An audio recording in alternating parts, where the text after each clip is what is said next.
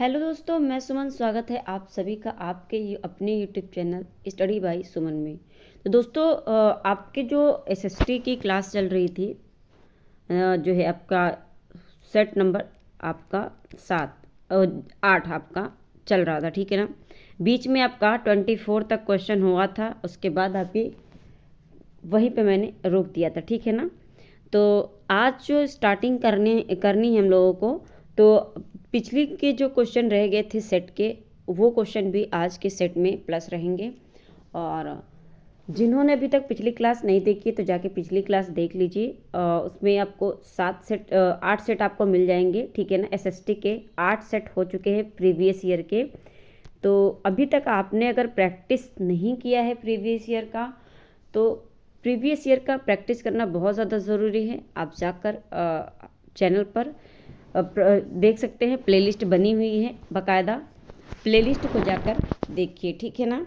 और चैनल पर पहली बार है तो चैनल को सब्सक्राइब कर लीजिएगा, बेल आइकन दबा लीजिए, ताकि नोटिफिकेशन आपको हमारे क्लास की मिलती रहे जब भी मैं अपनी क्लास डालूँ, ठीक है ना।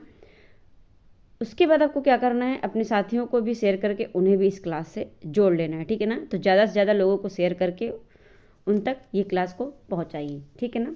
तो शुरुआत करते हैं आज की क्लास की। तो आज के क्लास में आप जानते हैं पिछली क्लास के भी क्वेश्चन उसमें ऐड रहेंगे, और फिर हम नेक्स्ट उसका जो है आपके हम बात करेंगे आप नए डेट की, यानी नए आपके सेट की, ठीक है ना। जो कि नए दूसरे साल की जो पेपर हुए थे, हमने पिछले टाइम में आपका 2019 का किया था, ठीक है ना। तो चलिए शुरुआत करते हैं। और पिछले सेट का ये क्वेश्चन है आपके सामने 25, और 25 का आप देखेंगे तो प्रश्न है, ऋतु प्रवास जुड़ा हुआ है। ऋतु प्रवास किससे जुड़ा हुआ है? घरों की आसपास बनावट से, एक छोटे घर के पौधे रखने का कृत्रिम अहाता से, ऐसे स्थान जहां बस्तियां विकसित होती हैं, या फिर आपका हो जाएगा लोगों के आवागमन से। तो जो ऋतु प्रवास है ये संबंधित किससे है? लोगों के आवागमन से, ठीक है ना। कैसे? देखिए, दो भिन्न जलवायु दशाओं वाले क्षेत्रों में सामान्यतः पशु चारकों के द्वारा अपने पशुओं के साथ मौसम परिवर्तन के अनुसार किया जाने वाला प्रवास ऋतु प्रवास कहलाता है। यानी आपने सुना होगा जो झूम खेती होती है, तो उसमें क्या है, लोग इधर से उधर अपना खेती करते, एक जगह खेती करते हैं, फिर वहाँ से कुछ साल तक, यानी 2 से 3 साल तक अपना वो ज़मीन छोड़ देते हैं, खेती जहाँ पे करते हैं, फिर उसी जगह पे फिर बाद में करते हैं आके। तो ऐसे छोड़ छोड़ के करते हैं, क्यों? ताकि वहाँ का जो तब तक उपजाऊ हो जाए भूमि, ठीक है ना। तो ये ऋतु जो प्रवास है, ये ऋतु के अकॉर्डिंग ये लोग चलते हैं, यानी मौसमी जब जैसा जैसा जलवायु होता है, मौसम जैसा जैसा परिवर्तन होता है, उसके अनुसार ये अपने आप को वहाँ पे मतलब अपने साथ अपने पशुओं को लेकर ऐसे ही प्रवास करते रहते हैं, ठीक है ना। तो ये पूरे ये क्या करते हैं, मौसम पे डिपेंड रहते हैं, यानी मौसम परिवर्तन पर डिपेंड रहते हैं, ठीक है ना। तो इसलिए बात करें अगर यहाँ पे मौसमी प्रवास अधिकांशतः कौन सी जगहों पे होता है, तो शीतोष्ण कटिबंधीय, पर्वतीय और मैदानी घाटियों के बीच होता है, ठीक है ना। तो ये बात है आपका। तो यहाँ संबंधित हो जाएगा लोगों के आवागमन से, कि मौसमी परिवर्तन के अनुसार ये लोग आवागमन करते हैं, ठीक है ना। चलिए ठीक है, नेक्स्ट क्वेश्चन देखते हैं। नेक्स्ट क्वेश्चन आपका 26, और 26 में आपका पहला क्वेश्चन है, आपका कथन दिया हुआ है, और कथन में ए बी कथन दिया हुआ है, ठीक है ना। ये कथन है किससे संबंधित है? स्थानीय पौनों के संबंध में है, और सही विकल्प का चयन करना है। क्वेश्चन है, ऑप्शन है, ये पौने वर्ष भर लगातार निश्चित दिशा में चलती रहती हैं, ठीक है ना। स्थायी पौने वर्ष भर लगातार निश्चित दिशा में चलती रहती हैं, ऐसा कहना है। और पश्चिमी एवं पूर्वी पौने इनके उदाहरण हैं, ठीक है ना। तो पश्चिमी और पौने इसके जो दोनों ही सही हो जाएंगे। पश्चिमी और जो पूर्वी पौने हैं ये स्थायी पौने होती हैं, ठीक है ना। ये वर्ष भर एक निश्चित दिशा में चलती रहती हैं, ठीक है ना। बात करें हम अगले क्वेश्चन की, तो अगला क्वेश्चन है आपका, ब्राज़ील के कंपोज और वेनेजुएला लानोस उदाहरण हैं। तो ये एक घास है, ठीक है ना। आपने कंपोज सुना होगा, वेनेजुएला के जो है लानोस सुना होगा। तो ये सभी क्या है, घास है, ठीक है ना। तो ये क्या है, टुंड्रा प्रकार की वनस्पति हैं, उष्णकटिबंधीय घास के स्थल हैं, भूमध्य सागरीय वनस्पति हैं। आपका ये गलत हो जाएगा, शीतोष्ण कटिबंधीय घास हैं। तो इसमें आपका घास होगा, ये आपका कन्फर्म है। तो बी और डी में से आपका हो जाएगा, ये कौन से घास हैं, उष्णकटिबंधीय घास स्थल हैं, ठीक है ना। और शीतोष्ण घास नहीं होगा। देखिए ये आपका पृथ्वी है, गोला है, यानी पृथ्वी है, ठीक है ना। और ये आपका बीचों बीच 0 डिग्री देशांतर जो है आपका अक्षांश गया हुआ है, जो कि आपके पृथ्वी को 2 भागों में बराबर बांटता है, ठीक है ना। और यह उत्तरी क्या है, उत्तर 23.5 डिग्री उत्तर कर्क रेखा है, ठीक है ना। ये कर्क रेखा हो गया आपका, और ये 23.5 डिग्री आपका क्या हो जाएगा, मकर रेखा हो जाएगा। इतनी बात समझ में आई। तो ये जो आपका एरिया है, ये जो हमारा एरिया है, ये एरिया कर्क रेखा से लेके मकर रेखा तक ये क्या है, ये उष्ण कटिबंधीय क्षेत्र होते हैं, ठीक है ना।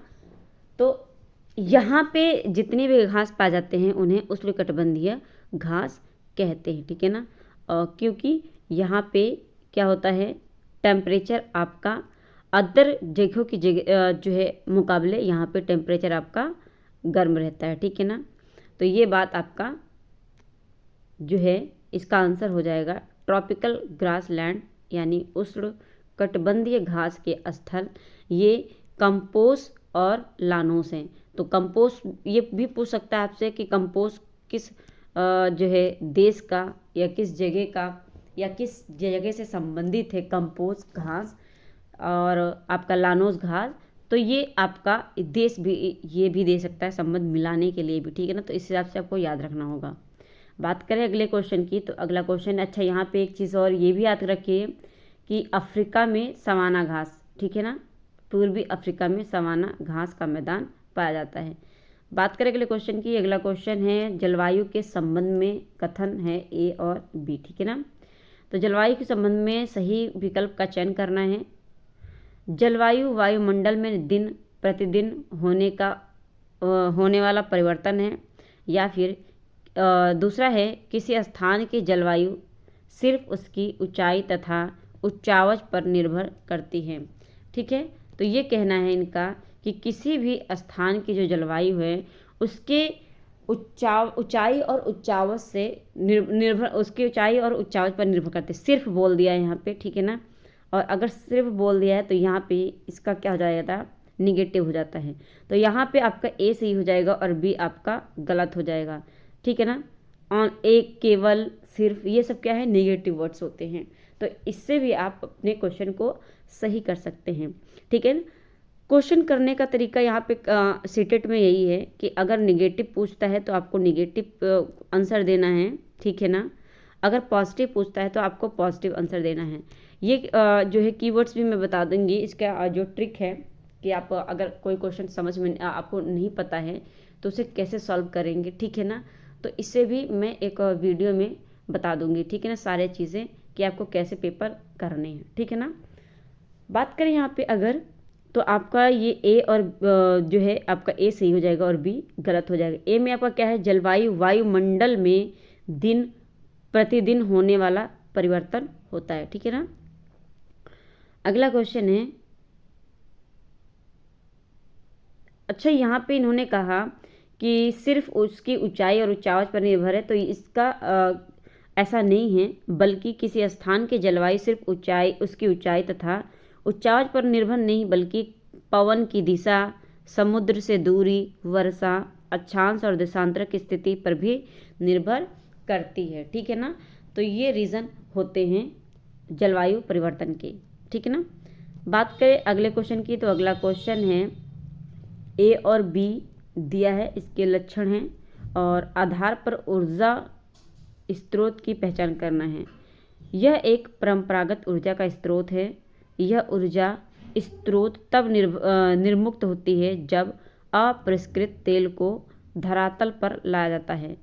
तो प्राकृतिक ऊर्जा गैस है और इन्होंने बोला है यह ऊर्जा स्रोत तब निर्मुक्त होती है जब अपरिष्कृत तेल को धरातल पर लाया जाता है, यानी प्राकृतिक गैस है या भूतापीय ऊर्जा है या मोम है या बायोगैस है। तो ये क्या हो जाएगा आपका, ये आपका हो जाएगा प्राकृतिक गैस, जिसमें आपका पेट्रोलियम निक्षेपों के साथ प्राकृतिक गैस ये हो जाएगा। और प्राकृतिक गैस आपका पेट्रोलियम निक्षेपों के साथ पाई जाती हैं। तो एक क्वेश्चन आता है, पेट्रोल और पेट्रोलियम में अंतर क्या है। तो पेट्रोल जो है आपका, जो आपके गाड़ियों में आप बाइक वाइक में यूज़ करते हैं, ठीक है ना। तो पेट्रोलियम क्या है, एक कचड़े के जो कचरा होता है ना, जैसे कचरा होता है वैसा आता है, उसे क्रूड ऑयल कहते हैं, यानी कच्चा तेल कहते हैं। तो पेट्रोलियम एक कच्चा तेल होता है जिससे आपका कैरोसिन निकाला जाता है, पेट्रोल निकाला जाता है, डीजल निकाला जाता है। तो पेट्रोलियम से ही आपके सारी चीज़ें निकाली जाती हैं, पेट्रोलियम से ही आपका पेट्रोल भी निकलता है। तो पेट्रोलियम अलग हो गया, पेट्रोल अलग है आपका।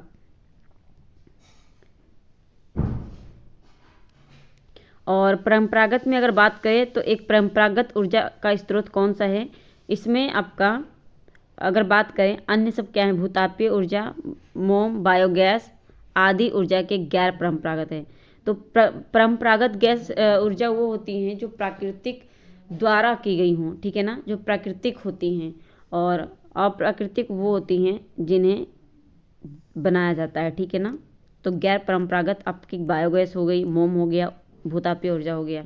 नेक्स्ट है भारत का शोध संस्थान यानी मैत्री कहाँ अवस्थित है। तो ये आपका अवस्थित है अंटार्कटिका में। अब अंटार्कटिका में आपका इसका निर्माण कब हुआ था, 1984 में, ठीक है ना। आपको याद होगा 1984 में ही भोपाल त्रासदी भी हुआ था। बात करें अगले क्वेश्चन की, तो अगला क्वेश्चन है सामाजिक विज्ञान में आकलन का मुख्य उद्देश्य है।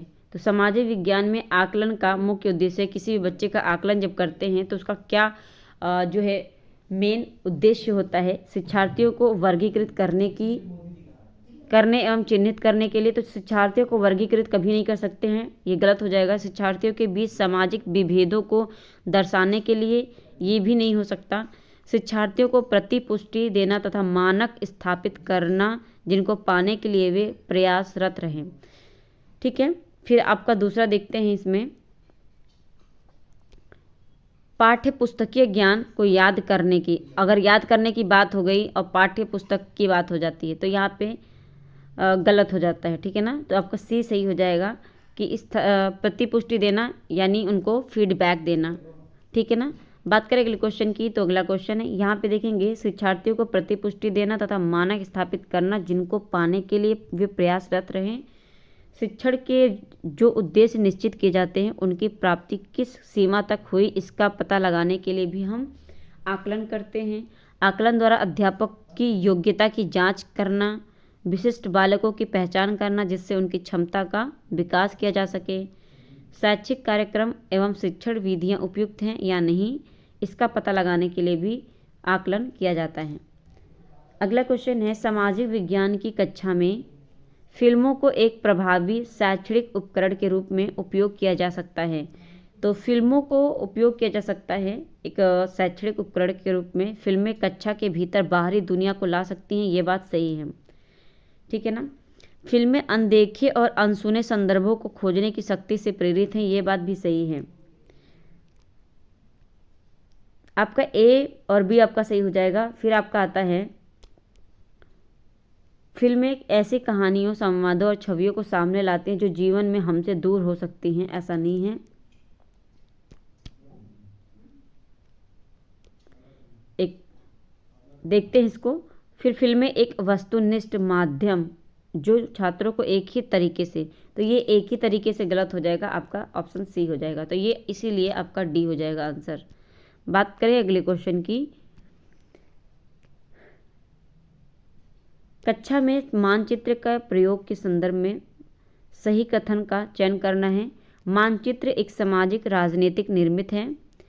चिरकाल से उत्तर को सभी सामाजिक राजनीतिक संदर्भों में मानचित्र में ऊपर दर्शाया गया है।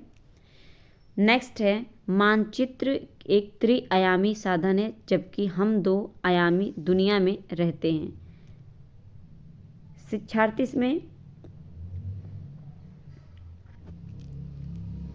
शिक्षार्थियों में समय की अवधारणा को विकसित करने के लिए मानचित्र एक सहायक है। तो समय की अवधारणा विकसित नहीं करनी है।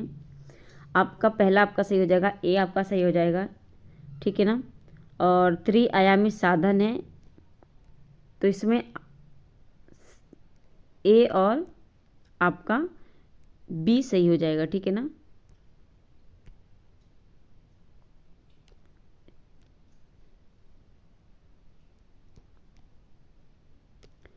ए आपका सही हो जाएगा। और चिरकाल से उत्तर को सभी सामाजिक राजनीतिक संदर्भ में मानचित्र में ऊपर दर्शाया गया। फिर आपका एक त्रिआयामी साधन है मानचित्र, ये भी जबकि हम 2 आयामी दुनिया में रहते हैं, ये भी गलत है और ये भी गलत है। तो इसमें ऑप्शन डी सही हो जाएगा, सिर्फ ए।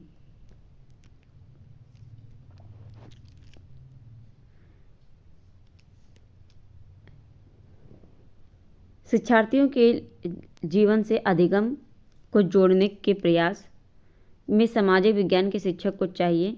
तो शिक्षार्थियों के जीवन से अधिगम को जोड़ने का प्रयास में सामाजिक विज्ञान के एक शिक्षक को क्या चाहिए? विषय वस्तु में विविध सांस्कृतिक दृष्टिकोणों को इरादतन यानी जानबूझकर एवं सुस्पष्ट शामिल करें। और फिर आपका आता है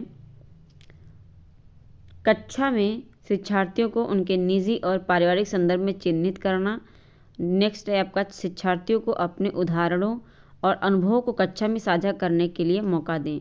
तो इसमें आपका ए और सी सही हो जाएगा, ए और सी सही हो जाएगा, बी गलत हो जाएगा, क्योंकि बच्चे को कभी हम चिन्हित नहीं कर सकते, ठीक है ना, उसके निजी मामले में हस्तक्षेप नहीं कर सकते। नेक्स्ट क्वेश्चन है इतिहास पढ़ाते वक्त वंशावली चार्ट का प्रयोग होता है। तो इतिहास पढ़ाते वक्त वंशावली चार्ट का प्रयोग होता है। क्यों? किसी साम्राज्य या वंश के वर्धन एवं विकास को चित्रित करने के लिए, या अनुक्रम या प्रकार्यात्मक संबंधों को दर्शाने के लिए, एक कालक्रमिक रूपरेखा देने के लिए, या शिक्षार्थियों में स्थान की अवधारणा विकसित करने के लिए। तो ये वंशावली चार्ट का प्रयोग क्यों करते हैं? तो ये आपका ए बी सी आपका सही हो जाएगा। क्यों? इसमें आपका क्या करते हैं, अनुक्रम एवं प्रकार्यात्मक संबंधों को दर्शाने के लिए प्रयोग करते हैं, एक कालक्रमिक रूपरेखा तैयार करने के लिए, ठीक है ना, देने के लिए, और दूसरी आपकी शिक्षार्थियों में स्थान की अवधारणा विकसित करने के लिए ग्लोब या मानचित्र का प्रयोग किया जाता है। तो ये आपके इसके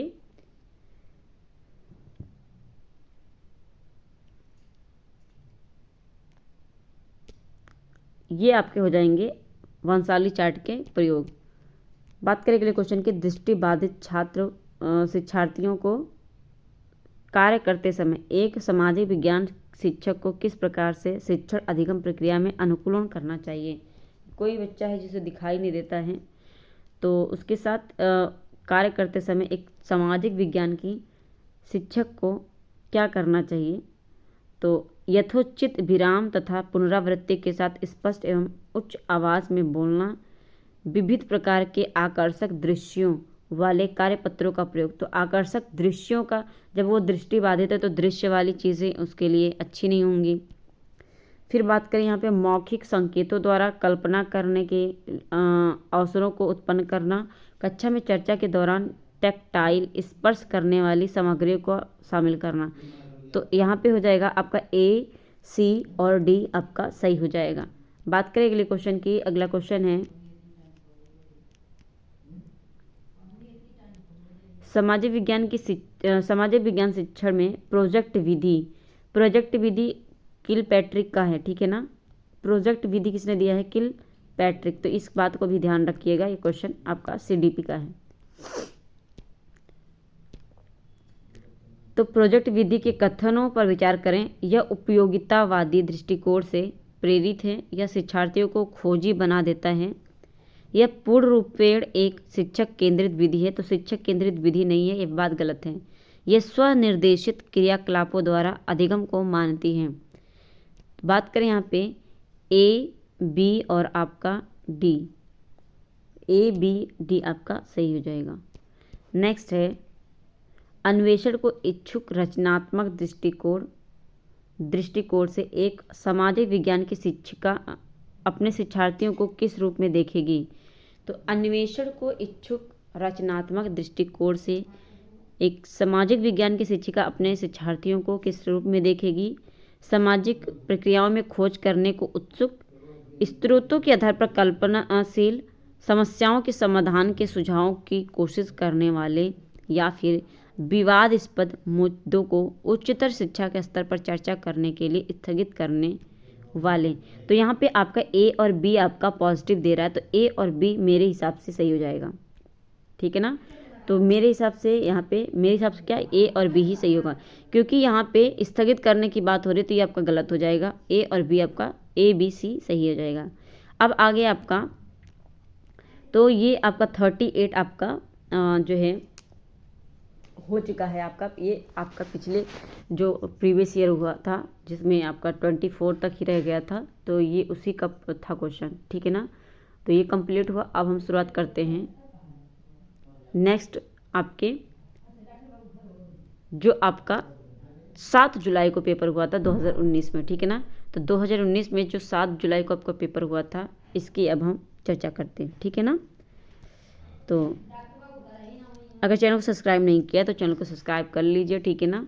बात करें अब क्वेश्चन की, तो पहला क्वेश्चन है आपका,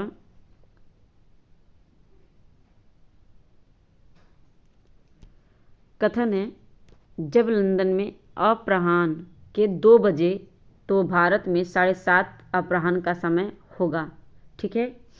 ये बात सही है, ठीक है ना।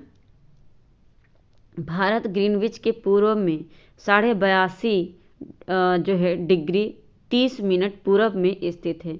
ये बात भी सही है, ठीक है ना। तो यहाँ पे अगर बात करें तो ए और आपका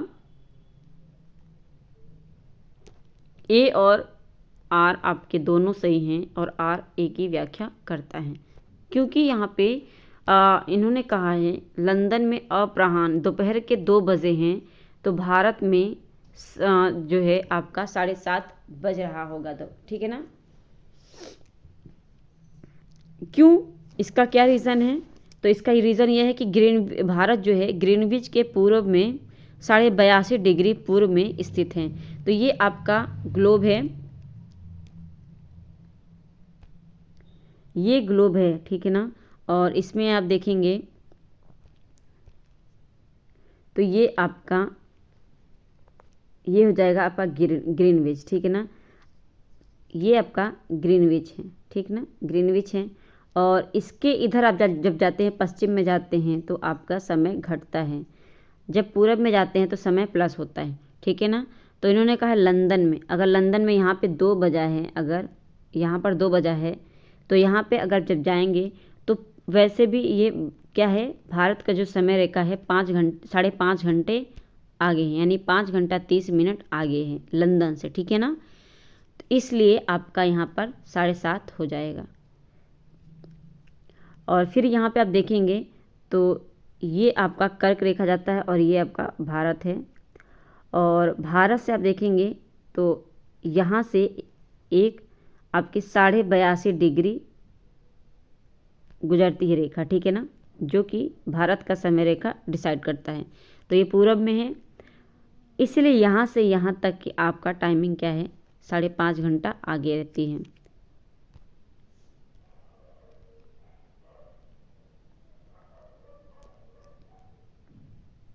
ठीक है, आप देख सकते हैं। नेक्स्ट क्वेश्चन है समय क्षेत्र पर निर्भर दिए, यानी समय क्षेत्र बताना है।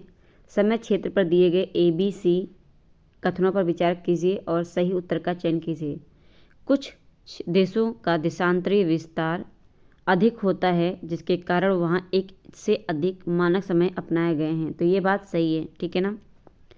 फिर आता है पृथ्वी को एक एक घंटे वाले 24 समय क्षेत्रों में बांटा गया है, ठीक है। प्रत्येक समय में क्षेत्र 15 डिग्री देशांतर तक के क्षेत्र में घेरता है।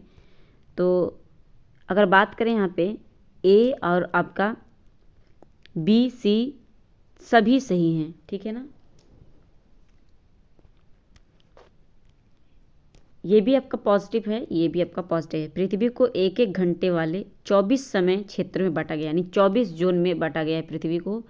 फिर आपका ये प्रत्येक समय क्षेत्र 15 डिग्री देशांतर तक के क्षेत्र में घिरा हुआ है। बात करें अगले क्वेश्चन की। अगला क्वेश्चन है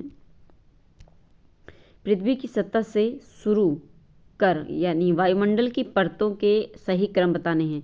तो वायुमंडल के पृथ्वी से ही आपके वायुमंडल के जो है आपके परत बताने हैं क्रम वाइज। तो सबसे पहले मैं बताऊं तो ये आपका ये हमारा ग्लोब है, ठीक है। एक मिनट, ये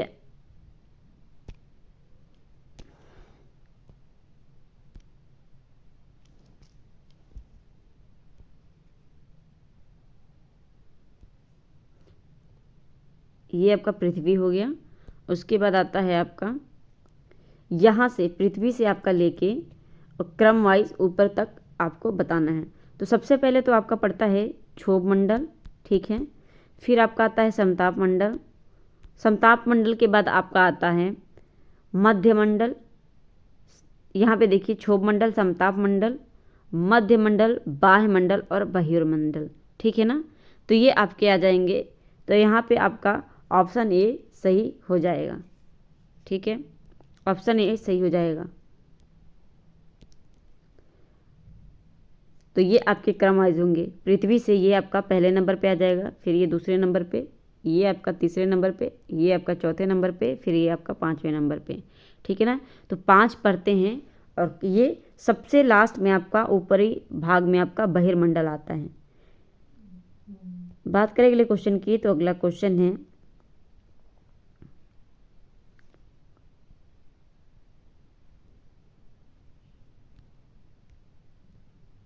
ऋतु निम्नलिखित जो है ऋतुएं निम्नलिखित कारणों में किस कारण से होती हैं। तो इनमें से आपको बताना है किस कारण से आपका जो ऋतु है, ऋतु परिवर्तन आपका होता है।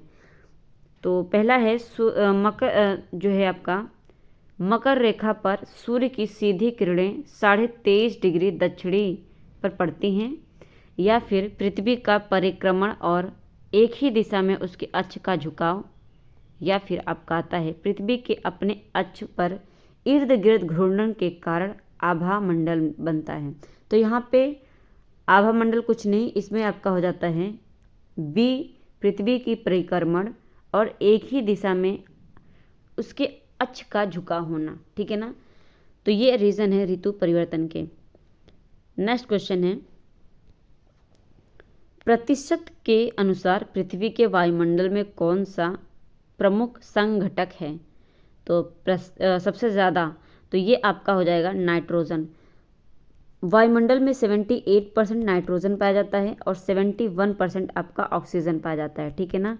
उसके बाद आपका जो है आपका 0.3% आपका क्या पाया जाता है, कार्बन डाइऑक्साइड पाया जाता है। तो इसमें से पूछा है प्रतिशत के अनुसार पृथ्वी के वायुमंडल में प्रमुख संघटक कौन सा है। तो ये आपका नाइट्रोजन हो जाएगा। ये देखिए 78% आपका ये हो जाएगा। फिर आपका आ जाएगा 20 पॉइंट एग्जैक्ट आपका जो है, तो ये 20 पॉइंट आपका हो जाएगा 99%। तो इसी को आपका एग्जैक्ट ये लिख कर आता है 21% लिख कर आता है, ठीक है ना। और ये आपका हो जाएगा आर्गन का 0.93, कार्बन डाइऑक्साइड आपके चौथे नंबर पे आता है 0.03 और हाइड्रोजन होता है आपका 0.01, नियॉन है 0.0018। तो ये आपका नहीं आता है, तो सिर्फ और सिर्फ आपका आता है या तो फिर आपका आर्गन का पूछेगा या कार्बन डाइऑक्साइड का पूछेगा, या ऑक्सीजन का, या फिर नाइट्रोजन का। तो इन 4 से ही क्वेश्चन आपके बनते हैं।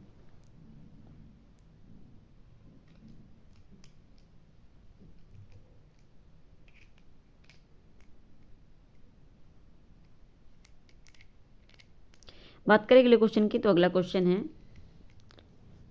महासागरीय धाराओं के विषय में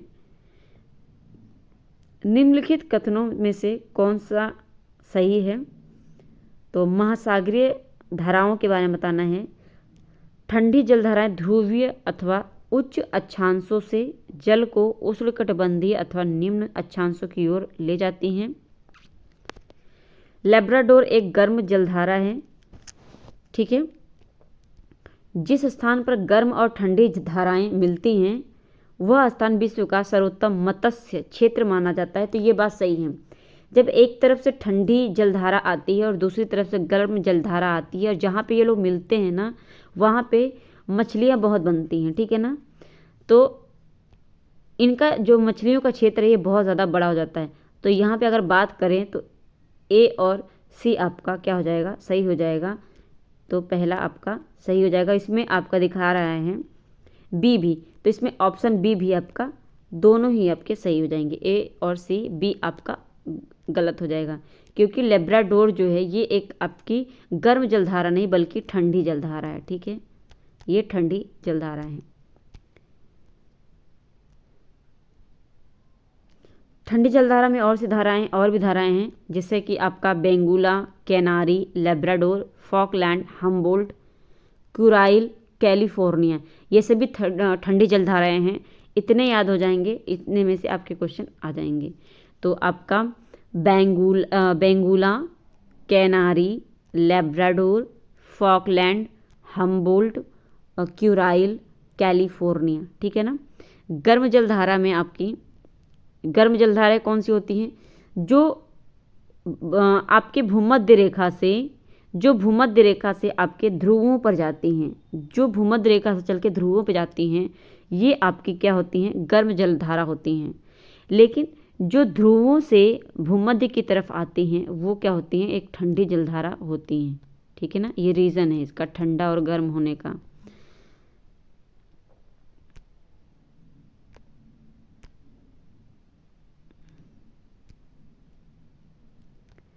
नेक्स्ट क्वेश्चन है जापान के आस, अच्छा यहाँ पे आपकी ठंडी जलधारा जो मैंने बताया वही है।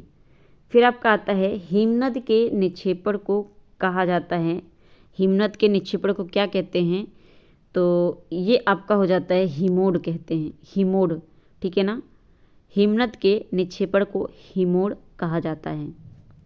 क्यों हिमनद के निक्षेपण के हिमोड कहते हैं, बड़े बड़े हिमखंडों को हिमनद कहते हैं, ठीक है, जो अपने भार के कारण नीचे खिसकते रहते हैं। हिमनद के पिघलने पर जो निक्षेप बनते हैं उन्हें हिमोड कहते हैं।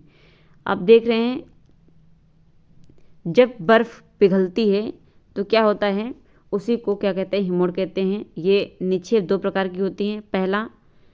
पहला है वे निक्षेप होते हैं जो बर्फ़ को पिघलने के स्थान पर ही हिमानी द्वारा लाए गए पदार्थों के जमा होने से बनते हैं, और दूसरा निक्षेप परतदार होते हैं। और लोएस क्या होता है इसमें, तो लोएस पवन द्वारा उड़ाकर लाए गए धूल व मिट्टी के महीन कणों के बृहद जमाव को कहा जाता है लोएस।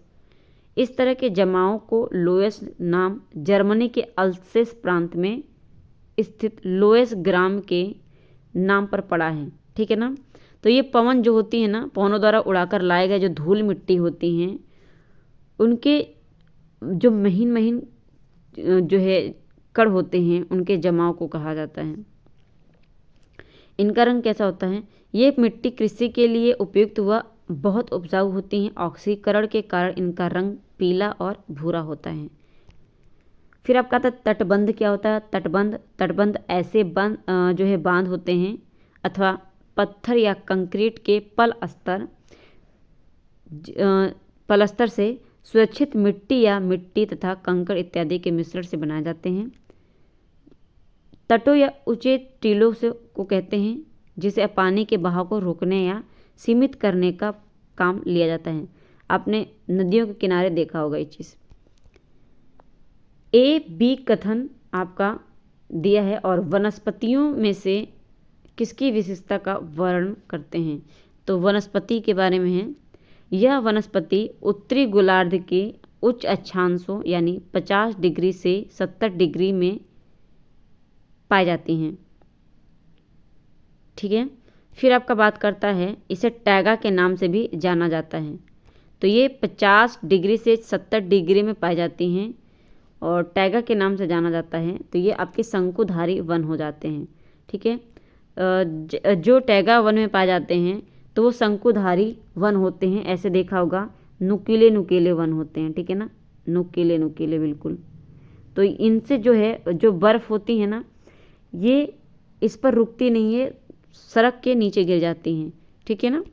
तो ये शंकुधारी वन होते हैं, जिसमें आपका क्या आ जाता है, चीड़, देवदार, फर, हेमलॉक, स्प्रूस, ये पेड़ आपके होते हैं जो कि आपके टैगा वन में पाए जाते हैं, टैगा क्षेत्र में पाए जाते हैं और आपके उत्तरी गोलार्ध में पाए जाते हैं। ठीक है। तो यहाँ पे आपका चीड़, देवदार, फर, हेमलॉक और स्प्रूस हो जाएगा। बात करें अगले क्वेश्चन की। अगला क्वेश्चन है, निम्नलिखित में से कौन सी गंगा ब्रह्मपुत्र के बेसिन की विशेषता नहीं है, और नहीं है तो निगेटिव ही देखना है यहाँ पे। मैदानी क्षेत्र में जनसंख्या घनत्व अति अधिक है, ये बात आपकी सही है। डेल्टा क्षेत्र मैंग्रोव वनों से आच्छादित है। भूमि कृषि के लिए इस क्षेत्र में कर्तन और दहन कृषि की जाती है। दूसरा है आपका नेक्स्ट, मैदानी क्षेत्र में ऑक्स बो लेक यानी चाप झील चिन्हित है। तो यहाँ पे सी आपका सही हो जाएगा, यानी यही आपका गलत है। भूमि कृषि के लिए इस क्षेत्र में कर्तन और दहन कृषि की जाती है। तो ये बात इनकी गलत है, बाकी आपकी सही है। डेल्टा के क्षेत्र मैंग्रोव वनों से आच्छादित हैं। डेल्टा क्षेत्र है तो ये मैंग्रोव वन ज़्यादा पाए जाते हैं इधर साइड में, और मैदानी क्षेत्र में ओक्सबो लेक यानी ओक्सबो लेक एक चाप झील है, चाप झील चिन्हित है यहाँ पे। ठीक है। तो ये आपका तीनों सही हो जाएगा। नेक्स्ट, तैराक मृत सागर में तैर सकते हैं। जो तैराक होते हैं या फिर आप कोई भी इंसान हो, वो मृत सागर है तो उसमें क्यों लोग डूबते नहीं हैं, क्यों तैरते रहते हैं। तो इसका रीज़न है क्योंकि इस सागर में ठंडे धाराओं की अपेक्षा गर्म धाराओं की उत्पत्ति अधिक है। ये बात गलत है। यह सागर निम्न ज्वार भाटाओं की अपेक्षा उच्च ज्वार भाटाओं को अधिक अनुभव करता है, गलत है। फिर आपका नेक्स्ट ऑप्शन है, नमक की मात्रा अधिकता सागर को सघन बनाती है।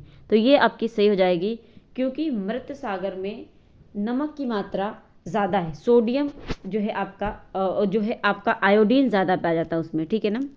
तो इसकी वजह से मृत सागर में कोई भी व्यक्ति डूबता नहीं है, वो तैरता रहता है।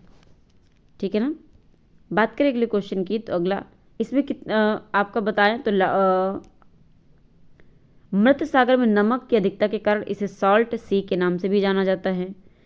यह दक्षिण पश्चिम एशिया में इज़राइल और जॉर्डन के बीच में पाया जाता है।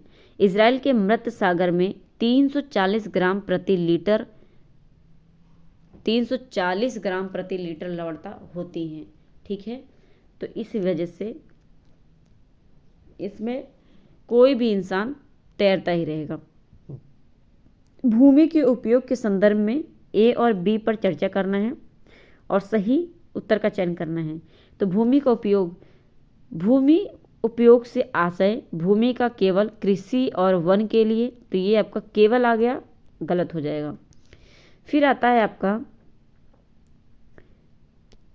भूमि उपयोग मुख्यतः अपनी स्थलाकृति के द्वारा निर्धारित होती हैं। तो ये बात सही है, और इसमें अगर बात करें तो ए आपका गलत हो जाएगा और बी आपका सही हो जाएगा। ऑप्शन ए सही हो जाएगा।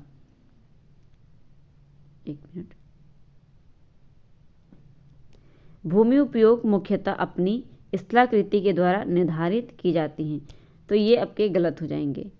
तो यहाँ पे अगर आंसर है आपका तो ए और बी दोनों ही आपका गलत हो जाएगा। क्यों?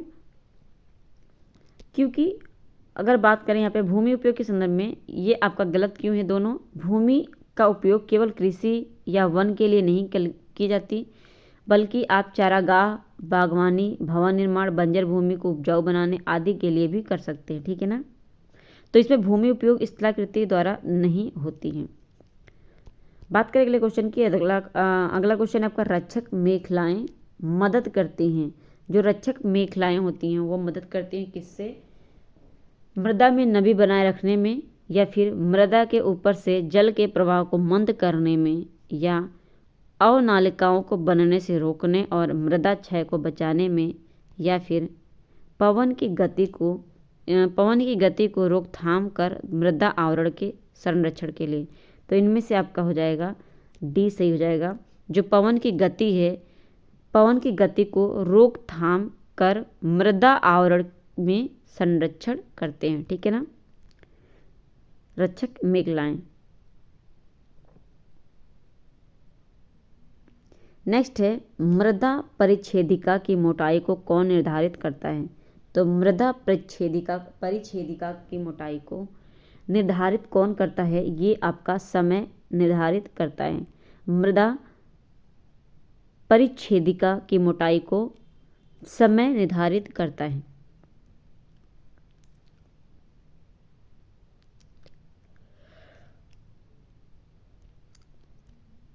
वितरण के आधार पर संसाधनों को वर्गीकृत किया जाता है, और इसमें आपका है नवीकरणीय संसाधन और अनवीकरणीय संसाधन।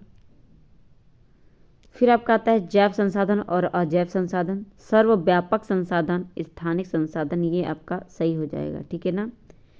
तो आपका वितरण के आधार पर संसाधनों को सर्वव्यापक संसाधन और स्थानिक संसाधन के रूप में आप जो है वितरण करते हैं, वर्गीकृत करते हैं। ठीक है ना। नेक्स्ट है, विविध समाज के संदर्भ में निम्नलिखित कथनों में से सही चयन करना है। विविध समाज। ठीक है ना। तो विविध समाज में आपका पहला ऑप्शन है, जिसमें संस्कृति और सत्ता में भिन्नताएं मिलती हों, जिसमें भाषा, धर्म और संस्कृति में समानताएं होती हों, जिसमें भाषा, संस्कृति, धर्म में विभिन्नताएं और समानताएं पाई जाती हों, या फिर वह समाज जिसमें भाषा, धर्म और संस्कृति में विभिन्नताएं और असमानताएं पाई जाती हों। तो आपका ऑप्शन सी सही हो जाएगा, जिसमें भाषा, संस्कृति, धर्म में क्या होती हैं? विभिन्नताएं पाई जाती हैं और समानताएं पाई जाती हैं। तो ये विविध होता है, विविध समाज यही होता है। ठीक है ना। विविध समाज जैसे आपका बहुलवादी समाज में भाषा, संस्कृति, धर्म, रीति रिवाज, खान पान, क्षेत्र संबंधी अनेक विभिन्नताएं होती हैं, किंतु इन विभिन्नताओं के होते हुए भी उनमें असमानता नहीं बल्कि समानता पाई जाती है। ठीक है ना। आपने उनका थॉट सुना होगा, पंडित जवाहरलाल नेहरू का, एकता में अनेकता में एकता। ठीक है ना। अनेकता है पर फिर भी उस लोगों में एकता है। ठीक है ना। तो ये चीज़ें आपके विविध समाज को दर्शाती हैं।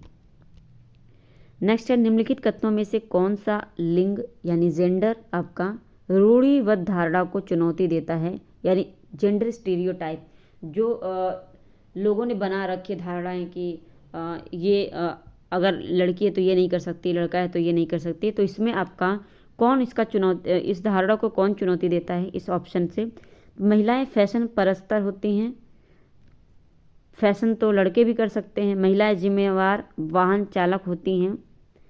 ठीक है। ये आपके जेंडर स्टीरियोटाइप को तोड़ती हैं। ठीक है ना। तो महिलाएं जिम्मेवार वाहन चालक होती हैं क्यों नहीं होती हैं? तो ये आपका सही हो जाएगा। महिलाएं पालन पोषण करने वाली होती हैं, पालन पोषण पुरुष भी करते हैं। ठीक है ना। फिर आपका आता है महिलाएं बहुत भावुक होती हैं। क्यों? पुरुष नहीं होते, पुरुष भी भावुक होते हैं। तो ये मेंटली आप थिंकिंग बना लिया है लोगों ने कि सिर्फ जो है महिलाएं रो सकती हैं, पुरुष नहीं रो सकते। सिर्फ महिलाएं क्या है फैशन कर सकते हैं, पुरुष नहीं कर सकते। महिलाएं गाड़ी नहीं चला सकती। ये सब चीज़ें क्या हैं? ये जेंडर स्टीरियोटाइप होती हैं, सामाजिक सोच है। ठीक है ना। तो इसमें इन्होंने बोला है कि कौन चुनौती दे रहा है इस धारणा को। सभी आप देखेंगे सब में आपका नेगेटिव आ रहा है। अगर समझ में नहीं आता तो सब में नेगेटिव है। आपका बी आपका सही है, महिलाएं जिम्मेवार वाहन चालक होती हैं, ठीक है ना। तो ये आपके जेंडर स्टेरियोटाइप को तोड़ती हैं, इसमें समानता की बात हुई है, ठीक है ना। बात करें अगले क्वेश्चन की, तो अगला क्वेश्चन है नारी मताधिकार यानी नारी वोट जो होता है, नारी मताधिकार आंदोलनकारियों की निम्नलिखित में से कौन सी मुख्य मांग थी या है। इसमें महिलाओं के लिए नौकरशाही भूमिका का अधिकार, या धनी महिलाओं के लिए वयस्क मताधिकार, धनी से कोई मतलब लेना देना है नहीं। श्रम वर्ग के लिए वयस्क मताधिकार, तो श्रम हो चाहे धनी हो चाहे गरीब हो, सबके लिए समान मताधिकार होती हैं, ठीक है ना। तो मताधिकार में कोई आपका जो है धनी गरीब से मतलब नहीं है। फिर आपका था महिलाओं के लिए मताधिकार, ये बात आपकी सही है, सभी महिलाओं के लिए मताधिकार होनी चाहिए, ना कि किसी विशिष्ट महिला के लिए, ठीक है ना। बात करें अगले क्वेश्चन की, तो अगला क्वेश्चन है आपका निम्न जातकों के विषय में बताना है, जातकों के विषय में सही कथन का जो है चयन करना है। इनकी रचना सामान्य लोगों द्वारा की गई थी, जिन्हें जैन साधुओं द्वारा लिखा गया और उनका संकलन किया गया, ठीक है। तो जातक तो आपका सबसे पहली बात, तो जातक कथा जो है ये बौद्ध बुद्ध से संबंधित है, गौतम बुद्ध से। तो जैन की यहाँ पे बात अगर की जाए तो मेरे ख्याल से जैन तो होना नहीं चाहिए। नेक्स्ट वैसे देखते हैं, इनकी रचना बौद्ध भिक्षुओं द्वारा की गई थी, जिन्हें सामान्य लोगों द्वारा लिखा गया और उनका संकलन किया गया। फिर आता है आपका इनकी रचना जैन साधुओं द्वारा की गई थी, जिन्हें सामान्य लोगों द्वारा लिखा गया और उनका संकलन किया गया। फिर है इनकी रचना सामान्य लोगों द्वारा की गई थी, जिन्हें बौद्ध भिक्षुओं द्वारा लिखा गया और उनका संकलन किया गया। तो ये आपका सही हो जाएगा डी, कि जो जातक है उसकी रचना सामान्य लोगों द्वारा की गई थी, जिसे बौद्ध धर्म के जो बौद्ध भिक्षु थे उनके द्वारा लिखा गया था और उनका संकलन किया गया था, ठीक है।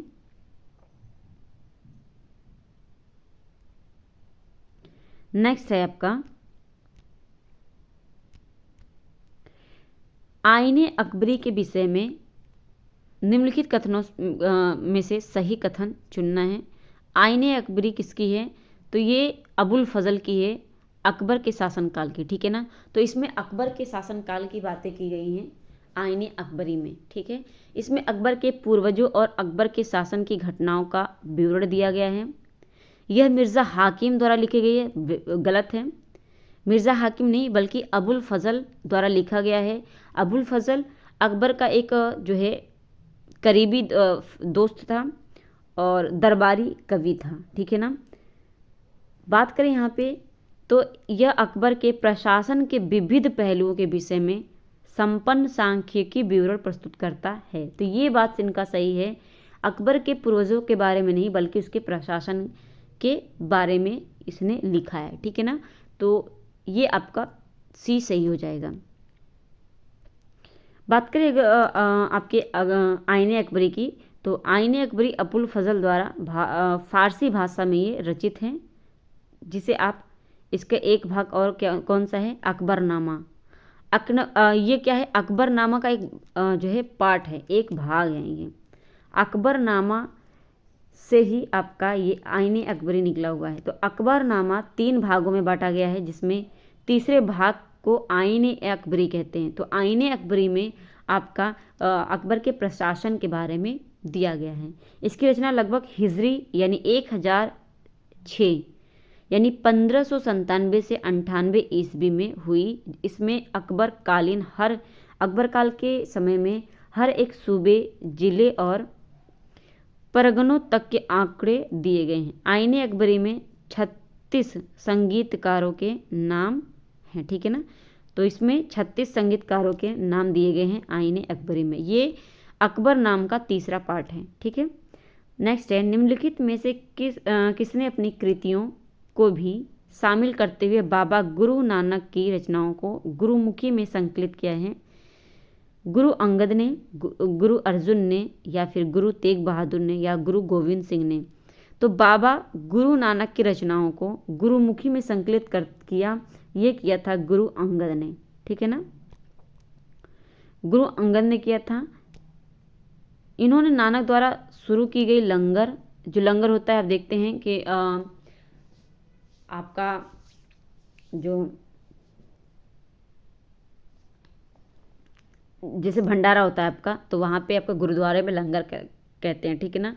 तो लंगर आपका संगत और पंगत को आगे बढ़ाया इन्होंने गुरुमुखी पंजाबी लिपि, जो पंजाबी लिपि है तो पंजाबी लिपि में आपका गुरुमुखी, ठीक है ना, का आरंभ किया। तो गुरुमुखी का या फिर पंजाबी लिपि का आरंभ किसने किया, तो ये गुरु अंगद ने किया। आगे इसी लिपि में गुरु नानक की रचनाओं को संकलित किया। उसके बाद सिखों के 5वें गुरु अर्जुन देव, तो 5वें गुरु अर्जुन देव के बारे में बहुत आता है। 1663 से 1706 ईस्वी में अपने से पहले गुरुओं व अन्य संतों के विचारों को आदि ग्रंथ के रूप में संकलित किया, ठीक है ना।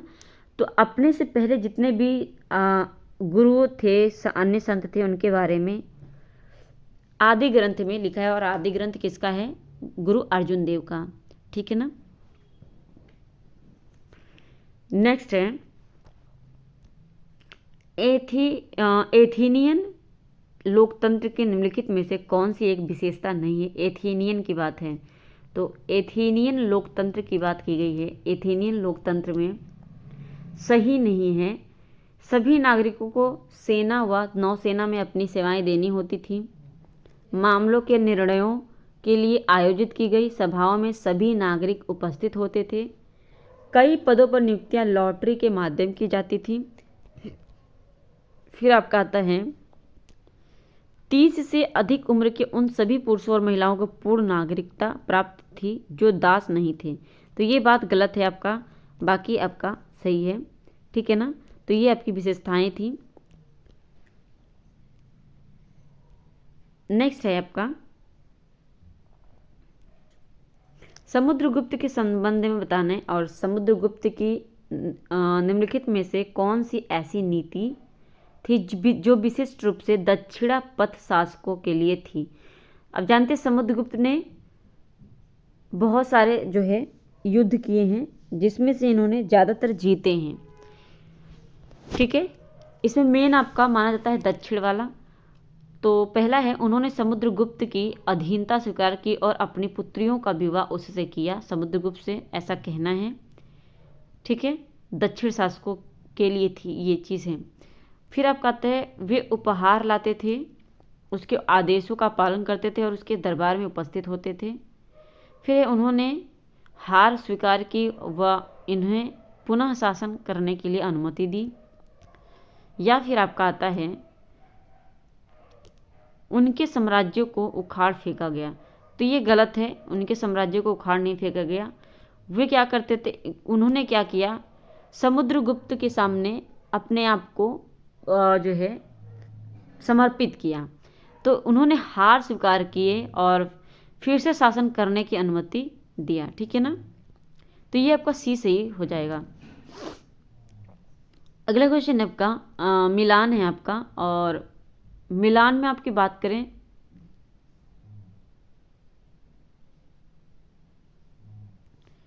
मिलान में आपका है एक तरफ लिखा है कला रूप, दूसरी तरफ लिखा है नामौली, ठीक है ना, नामौली। तो कला रूप आपका है कला की वह तकनीक जो असली जैसी तस्वीरों को बनाने में सहायक थी। तो ये आपका कौन क्या है। फिर आपका था चित्रकारी, जिसमें भारतीय भूदृश्यों को अनूठा अनछुआ दिखाया जाता था। नेक्स्ट है भारत में यूरोपवासियों की ऐश्वर्यपूर्ण जीवन शैली, धन संपदा और रैब दाब दर्शाती चित्रकला। इसमें अगर बात करूं मैं,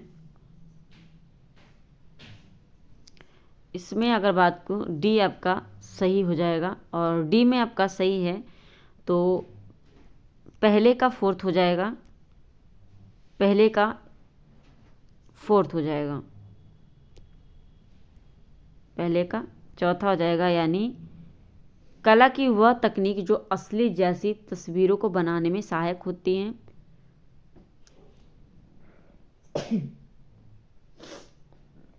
सॉरी, तेल चित्र, उसे क्या कहते हैं, तैल चित्रकला, ठीक है ना। उसे कहते हैं तैल चित्रकला। इसमें अगर बात करें, ऑप्शन ये है आपका 4, 1, 2 और 3। ठीक है, तो आपका पहले का 4 हो जाएगा और दूसरे का आपका हो जाएगा पहला नैनाभिराम, और फिर आपका होता है तीसरे का आपका हो जाएगा दूसरा, और चौथे का हो जाएगा तीसरा। ठीक है ना। तो ब्रिटिश साम्राज्य इतिहास और विजयी दृश्यों को चित्रित करने वाली चित्रकला तो इतिहास चित्रकला कहलाती है। ये आपका इससे मैच हो रहा है, तो इस तरह संबंध बना सकते हैं। फिर आता है भारत में यूरोपीय वासियों की ऐश्वर्य, जीवन शैली, धन संपदा और रौब दाब दर्शाती हुई चित्रकला, ये रूप चित्रण है। तो ये आपका 4th आपका यहाँ पे सही हो जाएगा। ठीक है, यहाँ पे एक बार देख लें, कला की वह तकनीक जो असली जैसी तस्वीरों को बनाने में सहायक थी, तो उसे तैल चित्रकला कहते थे। चित्रकारी जिसमें भारतीय भूदृश्यों को अनूठा अनछुआ दिखाया जाता था, उसे नयनाभिराम कहते थे। नयनाभिराम कहते थे।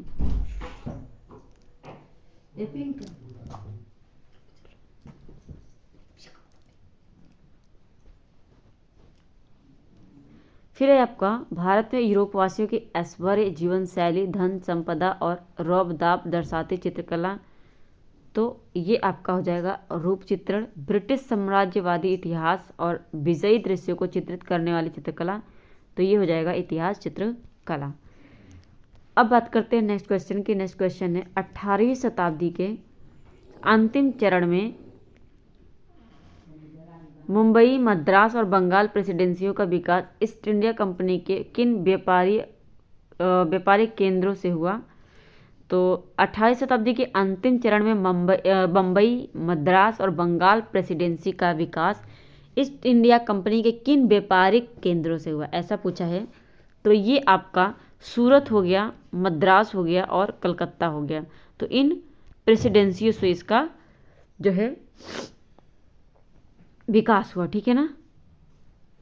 बात है अगले क्वेश्चन की। तो अगला क्वेश्चन है, कथन दिया है ए और बी।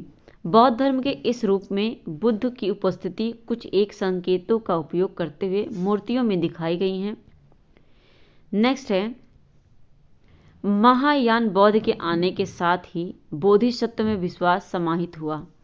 तो आपका ए और बी, ये आपके ए गलत हो जाएगा और बी आपका सही हो जाएगा। ठीक है ना। नेक्स्ट क्वेश्चन,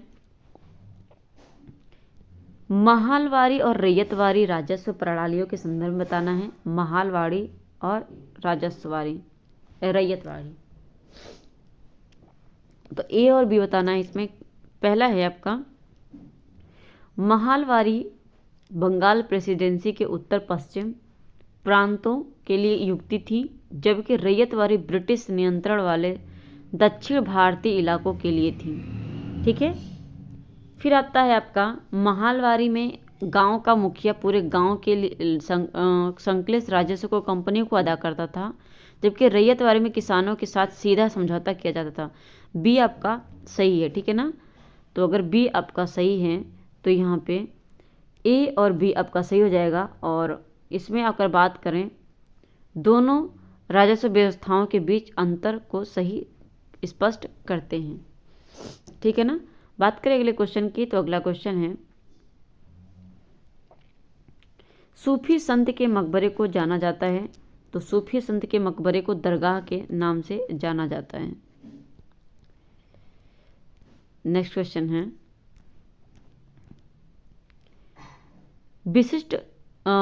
विशिष्टाद्वैत का सिद्धांत 11वीं शताब्दी में प्रस्तावित किया गया। तो विशिष्टाद्वैत का सिद्धांत क्या है, किसका है? बसवन्ना द्वारा या एकनाथ द्वारा, सखुबाई द्वारा, रामानुज द्वारा। तो विशिष्टाद्वैत शासन किसका है? ये है आपका रामानुज द्वारा इसे प्रस्तावित किया गया था, रामानुज द्वारा।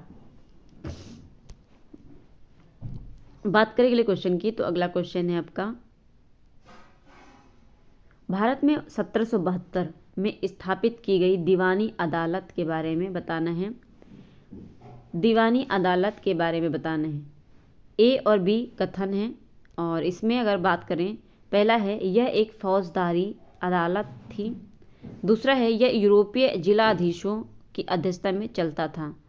तो दीवानी जो अदालत थी ये किसकी, तो इसमें आपका ये आपका सही है कि ये यूरोपियन जिलाधीशों के अध्यक्षता में चलता था। और पहला आपका गलत हो जाएगा कि यह एक फौजदारी अदालत है। ठीक है, तो ये फौजदारी अदालत नहीं है। आपका बी सही हो जाएगा और ए गलत हो जाएगा। ऑप्शन ए आपका यहाँ पर सही हो जाएगा। नेक्स्ट क्वेश्चन है, अच्छा ये जो दीवानी न्यायालय है ये फौजदारी न्यायालय ये किसने किया था संगठित, तो वॉरेन, बंगाल का गवर्नर था वॉरेन हेस्टिंग। उसने 1772 में दीवानी और फौजदारी न्यायालय के श्रेणीबद्ध संगठन के जरिए न्याय प्रदान करने की एक नई व्यवस्था की। दीवानी न्यायालय में राजस्व संबंधी मामलों की सुनवाई होती थी। हर जिले में एक दीवानी अदालत स्थापित की गई जिसका प्रमुख जिला जज होता था। ठीक है ना। जो नागरिक सेवा का सदस्य होता था यह यूरोपीय जिलाधीशों की अध्यक्षता में चलता था। बात करें अगले क्वेश्चन की, तो अगला क्वेश्चन है गैरिसन नगर से अभिप्राय है किले बंद बसाव जहां सैनिक रहते थे। दूसरा का वह स्थान जहां विभिन्न विभिन्न उत्पादन केंद्रों के माल को बेचा जाता था, या एक महत्वपूर्ण व्यापारिक पत्तन नगर, या फिर नगर से लगी हुई भूमि जो इसे माल की आपूर्ति करती हैं। तो किले बंद बसाव जहां सैनिक रहते हैं उसे ही आप क्या कहते हैं, गैरिसन नगर। गैरिसन नगर का मतलब है किले बंद बसाव जहां सैनिक रहते हैं। तो ये 30 क्वेश्चन थे। अभी 4 क्वेश्चन और है, उसे देख लेते हैं। एक सामाजिक विज्ञान अध्यापक या अध्यापिका। ठीक है, अध्यापक या अध्यापिका हैं, उनमें से उनका लक्ष्य क्या होना चाहिए। एक सामाजिक विज्ञान के अध्यापक या अध्यापिका का क्या लक्ष्य होना चाहिए, सापेक्ष महत्व का निर्माण कराना, पाठ्यचर्या को पूरा कराना, तो ये गलत है। आपका परीक्षा उत्तीर्ण कराना, ये बात भी गलत है। कंठस्थ कराना, ये बात भी गलत है। तो अगर पॉजिटिव पूछा है तो आपका पॉजिटिव में सापेक्ष महत्व का निर्माण कराना ही आपका सही हो जाएगा। अगर निगेटिव पूछता तो आप निगेटिव का आंसर कर दें। सामाजिक और राजनीतिक जीवन की पाठ्य पुस्तकों को विकसित करते समय निम्नलिखित उपागमों से किसे उपयुक्त समझा गया, प्रत्यक्ष उदाहरणों तथा अनुभवों से सीखना। ठीक है, ये बात आपका सही है। तथ्यों और आंकड़ों का स्मरण आधारित सीखना। तो स्मरण क्यों करना है, इसमें आपका सिर्फ ए आपका सही हो जाएगा। ठीक है ना, सिर्फ ए आपका सही हो जाएगा। तो ये आपका ऑप्शन डी सही हो जाएगा। बात करें अगले क्वेश्चन की। अगला क्वेश्चन है निम्नलिखित कथनों में से कौन सा सामाजिक विज्ञान के बारे में सही है। जानकारी का स्मरण करने से अवधारणात्मक विकास होता है, स्मरण करने से कुछ नहीं होता है, समझना पड़ता है। तथ्य का स्तर सदैव निश्चित होता है। ठीक है, तो ये बात भी इसका सही नहीं है। तो इसमें से आपका दोनों ही गलत हो जाएगा। तथ्य सदैव निश्चित हो ही नहीं सकता। ठीक है, तो ए और बी दोनों ही आपके गलत हो जाएंगे। नेक्स्ट है आपका 34 और ये आपका लास्ट है। वन्य जीव संरक्षण के लिए विद्यार्थियों को संवेदनशील बनाने के लिए सर्वोत्तम अभ्यास कौन सा है। यानी जो वन्य जीव संरक्षण है उसके लिए विद्यार्थियों को क्या करना है, इमोशनली उन्हें अटैच करना है, उनके साथ संवेदनशील बनाना है। वन्य जीव संरक्षण पर नाटक तैयार करना, या फिर विद्यालय में वन्य जीव उत्साह को मनाना, या फिर पशु आधारित उत्पादों को न खरीदने की प्रतिज्ञा लेना, या संदर्भित नीति और कानूनों के बारे में पठन करना। तो अगर आप इसमें देखा जाए तो सबसे सर्वोत्तम जो है इसमें हम मेरे हिसाब से ए हो जाना चाहिए, नाटक तैयार करना। ठीक है,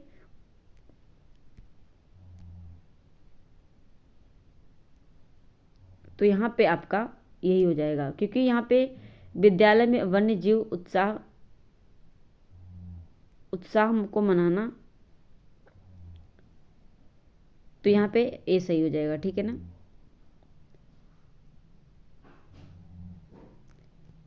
तो ये थे आपके 34 क्वेश्चन।